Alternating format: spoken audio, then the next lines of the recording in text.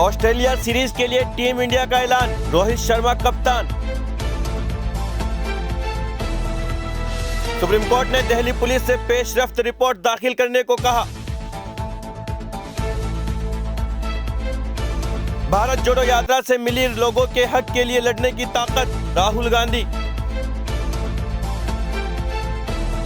OIC के इजलास का खैर मकदम, लेकिन अंदरूनी मामलात में दखलंदाजी नहीं करनी चाहिए, तालिबान।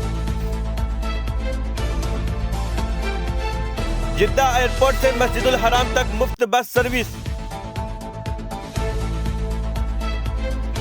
खातून ने खुद पेशाब किया और मुझे झूठा फंसाया गया, मुलजिम शंकर मिश्रा की दलील।